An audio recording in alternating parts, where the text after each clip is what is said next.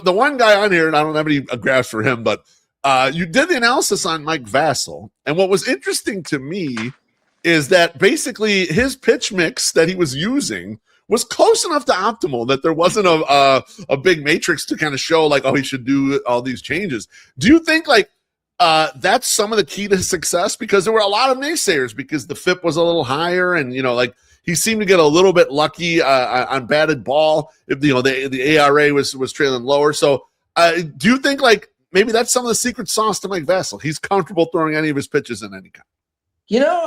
I do think so, but I also think that there is a little bit to his arsenal and aiding him with the success that he had. Because I guess as a review, right, his ERA was what, like 2.50. His FIP was like 4.3.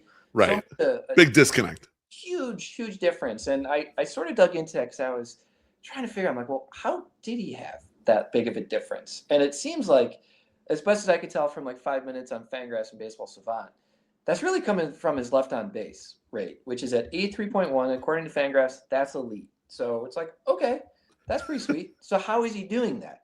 Right. He's doing that by having an 85th percentile ground ball rate and a 68th percentile hard hit rate.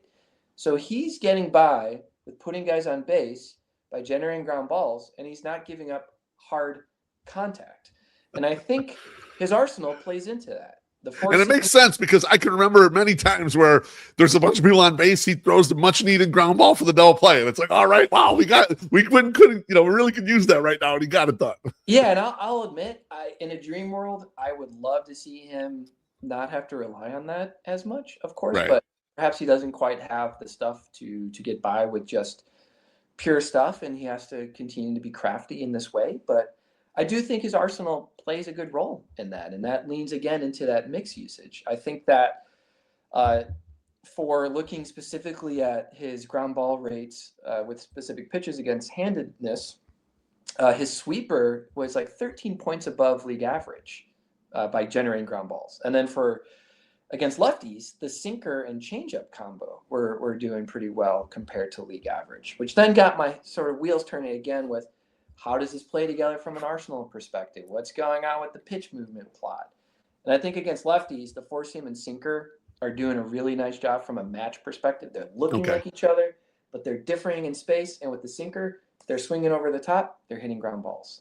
Yep. And with the sweeper, I was a little stuck on this, but according to Baseball Savant, his sweeper has more drop compared to similar pitch profiles. So similar to what we were talking about with Sean Burke, I think that it's also inducing more ground balls because it's dropping more than expected than what batters are used to normally seeing against sweepers. So again, guys are swinging over the top of it, generating ground balls.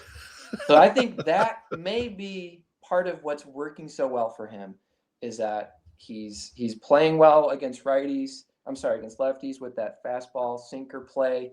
The sinker's getting the grounders, and then that sweeper is dropping more than what batters are used to, and that's getting them to swing over the top. So, hey, if it's working, don't if it ain't broke, don't fix it, right?